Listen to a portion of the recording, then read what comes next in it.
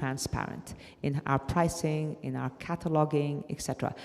If we can't deliver, we pick up the phone and we say, we're sorry, we just made a mistake. We are actually wrong. And we're happy to say we are wrong. So we are a very transparent brand, and that's core to who we are. I think one of my personal experiences was with Kellogg's, and we wanted to do some promotions, on-pack promotions and product inside the Kellogg's box. And there's some very, very strict rules with Kellogg's in the UK, and it took us 3-4 months to get approval, is selling to children. What is your position on selling to kids? Because your portal is 5 to 12-year-old kids can go and sell. We don't sell to kids. So again, our website up till 11 months ago was one window. And what we were getting feedback from the mothers is the mother of a baby has very different needs than a mother like me who has older children. So my 12-year-old boys today or 11-year-old boys today have guess what? I'm going to buy the cheapest educational toy out there. I'm going to buy the cheapest trouser out there because I know that in 3 months or 1 month, they'll tear it. So I know better. But guess what? When these young men were newborn, I would pay anything for the stroller, the car seat. So your needs and your psychographics as a mother of a 0 to 4 is very different than your psychographics for 5 to 12. And that's really why, based on consumer feedback, that we separated the sites. So today, me, as a mom, I go to the 5 to 12 site and I buy the birthday gifts, I buy the gift registry, I buy I just bought all their school stuff. I bought from Mum's World the cheapest pens and books. I bought the labels from Mum's World, and I actually searched by price. And I'm the CEO of the company, and I search by price.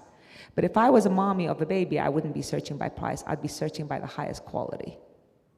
Ms. Mona, I have a question regarding your life journey. You say that you were in Zurich, you are a full-timers this time.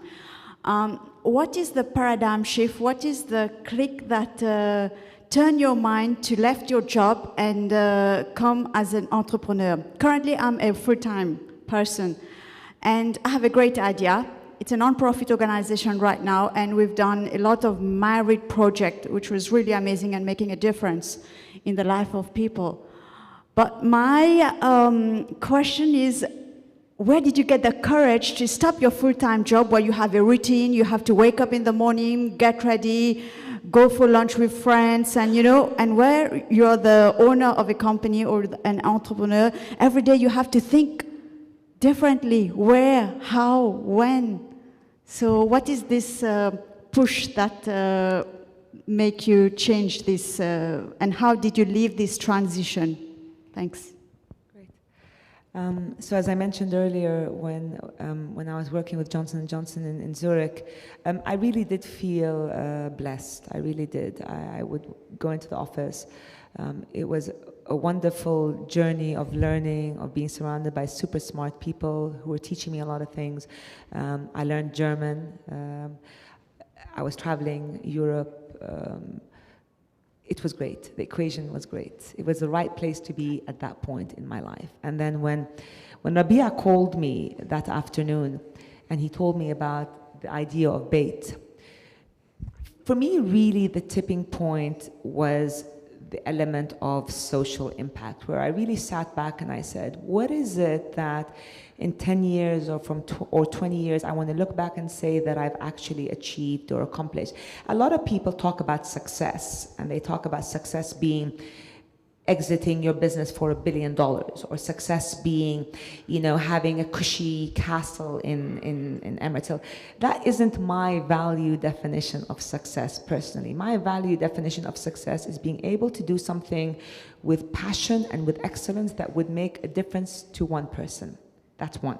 The other thing is I knew that one day I wanted empowerment. I would be a mother. I knew that I would be a mother. I knew that I would be a wife, and that I wanted the flexibility to guide or lead my own destiny. And as a person who's in the corporate world, traveling from country to country, you're not in charge of that destiny. So that was also a very important element for me. And interestingly enough, I was weighing the pros and cons. I wrote the pros and cons on a piece of paper, and I put them in a hat. And I went to Rabia at the time. And I told him, pick one of the papers. And depending on what paper comes out, that's how, undecided I was. Pick one of the papers, and whatever that answer is, if it's a pro, I'll do it. If it's a con, I won't do it. And he picked out a paper, and it was a con. It was why I should not leave my job and move to a startup. And I ignored it because I knew that I had already made that decision. And it was the best decision I've made, because once you put your mind to saying, okay, I'm going to now make an impact and I'm going to make this a success, you never look back. Mum's World, I would say, was a harder venture than Bait, because I had kids. I had 3 kids. Back then I was single. I had responsibility as a wife. I had responsibility to my family. My kids still come first. I still have to, pick them up from school. I still have to study with them. I still have to take them to activities. My kids just got into a great middle school a few months ago, and I was studying with them every afternoon while juggling my work. My work is constant, and it's hard. And there are mornings where I wake up and I say, this is really, really hard, and I'm very tired. But then you remember what I said earlier, and you remember I'm in it for the long term. That's my vision. Nothing great comes without a journey of ups and downs. And whenever you get to the bottom, you get up again. So look, starting a business, and particularly I have to say, as a woman and as a mother, people talk about this notion of balance, and even as a dad. Is there really this thing called balance? I fundamentally, after searching for this notion of balance for many years, fundamentally can say from my perspective, there's no such thing. You're either, this summer I was a great mom, because I went off on vacation, I was with my kids all the time, we were playing, we were talking, we were reading. I was a great mommy. Now I'm back to work, I need to balance. So now the focus has to shift to work, and guess what? I'm compromising some time with my kids. But you're constantly shifting that. So the notion of balance is never the same, and you have to just keep on shifting it. Mona, you spoke about your long-term vision, and you really are driving your business to something special. Are you building this business to last forever, or are you building it to sell? And at what point will you sell? Because Souk.com is valued at well north of $500 million and so on. Is that your destination? I'm building a business that is going to be the leading gold standard e-commerce vertical for mother, baby, and child in the entire Middle East, North Africa region. And we're going to set the playing field for gold standard e-commerce. That's what I'm building. I'm building a business that has value for the mother. Now, what does that mean in a year to 2 years to 5 years? If someone comes tomorrow and says, guess what, Mona? You've built it to here. It has intrinsic value. You've achieved your objectives to the mother. We can take it further. Go the next milestone, and we can do it probably better for you, from you. So a brand will go through milestones, and if there is a milestone to exit through an acquisition, through a partnership, through a buyout, through an IPO, this is something that is always open, and we will certainly, Let me share a story with you, a very similar one. This is in the United States, and there was a gentleman who built his business over 25 years, sold it for $1 billion, and everybody thought that he has done really well. He thought he had done really well to sell it for $1 billion. 6 to 8 months later, he had a nervous breakdown.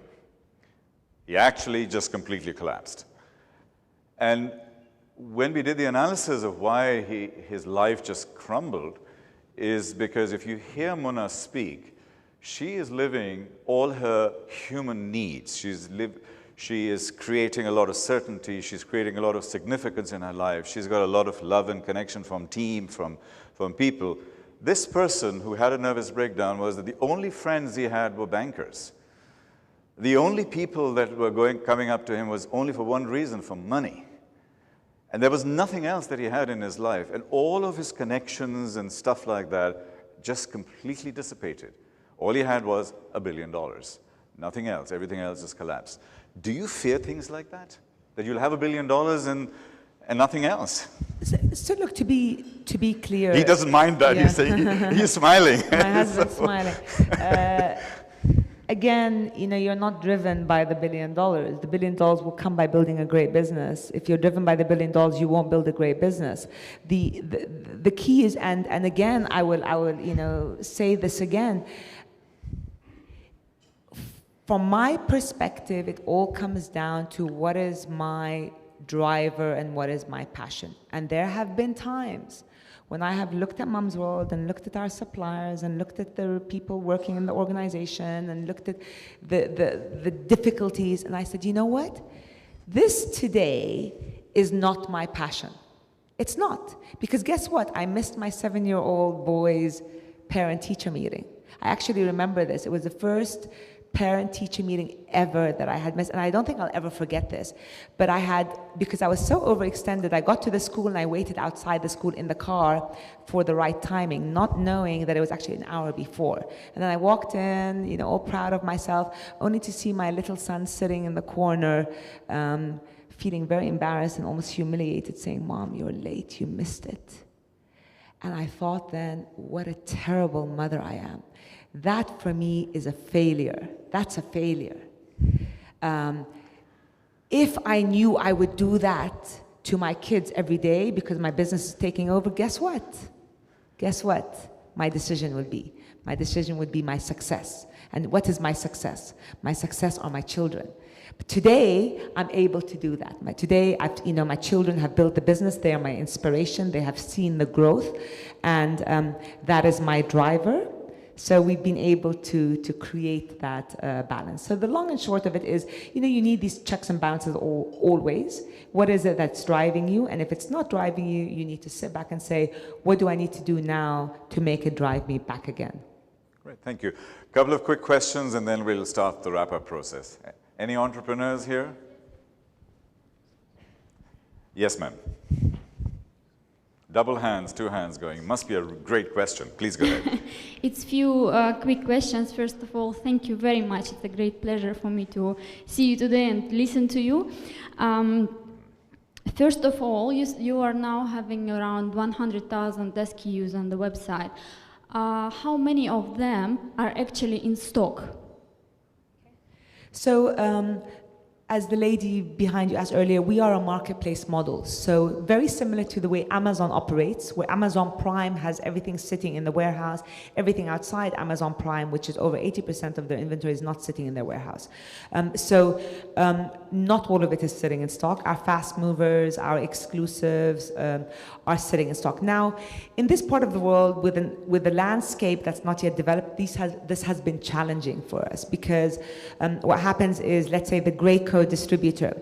I ask the Graco distributor to send me his entire catalog. So he sends me his 10 SKUs. I put it on the website, I display it.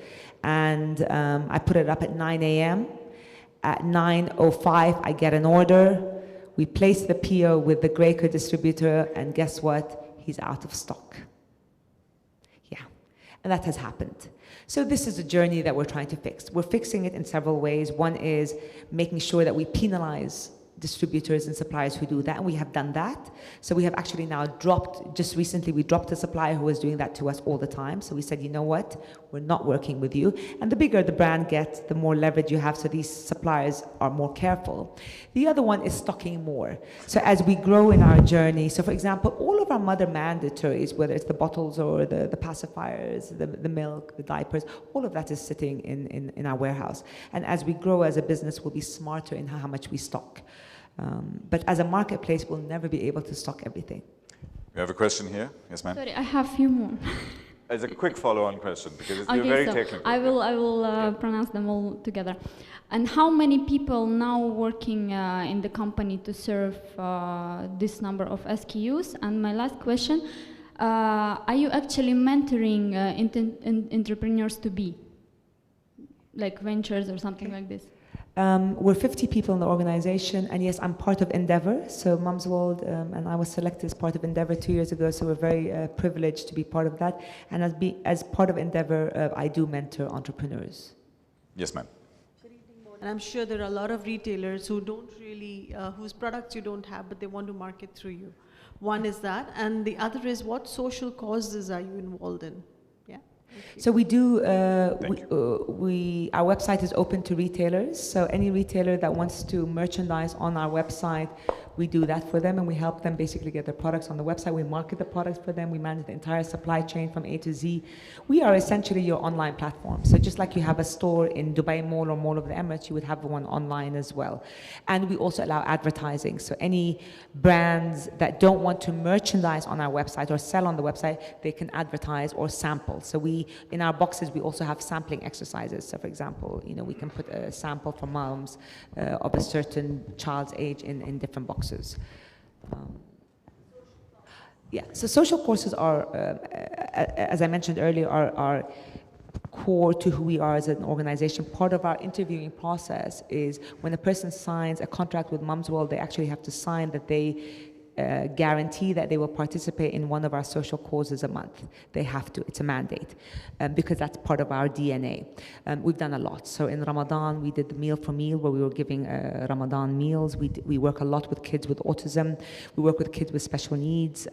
We also sold maternity jeans recently and gave all the money to kids with special needs. We worked with babies behind bars, where basically mothers who give birth to babies behind bars, we're very active in giving them all their mandatories. So we are, if you look at our social page, we actually have a social page on the website that has all of our pages. Eid is very important for us. So for example, last year we donated about, I think it was about 100,000 dirhams worth of gifts for kids in Al Ain who normally would not get Eid gifts. So we actually went there with our vans and we gave each child a gift for Eid. And we're always open to continue to improve that and evolve that. Thanks, Mona. Now, let's take you into a journey into the future. Imagine that we're a spaceship, and everybody's in the spaceship, and this is like Star Trek, and we're going to be doing some time travel. And we'll now travel into the year 2050. And you close your eyes and think you're in the year 2050. What do you see? What are we celebrating? How are we celebrating your life? What have you achieved, apart from the $1 billion which you parked away? 2050, that is? 2050. What are we now? 2015. So I'll be very old, that's for I'll be surrounded by my family, my 3 boys, my husband, my siblings. We're 5. My parents, or inshallah, my husband's family. And my boys will be sharing with me how they have impacted the world positively. That will be my greatest blessing. For them to be sitting in front of me and telling me, Mom, we've done this, and to see the passion in their eyes, the drive, and the integrity. That for me is success. And I don't have to have the $1 million or the $1 billion. All I have to have are my comforts and my kids. إيش الكلمة القناعة. Being able to say, you know what, I'm blessed if I have $1 million, if I have $1 billion, or if I have 1,000, feeling that I've done my best, I have given excellence in everything I've done, and this is my destiny. So that's... You are in a very, very privileged position because you already have reached a lot of success and you've built an amazing ecosystem around you. Add 35, 40 years to that, you can really, really move the needle. Is there any burning desire inside you that you want to achieve beyond your family, which I think is wonderful, to help to change the world? You originally come from Jordan. There's a lot of issues around that region. Apart from giving kids, with respect, I am saying this, utmost respect,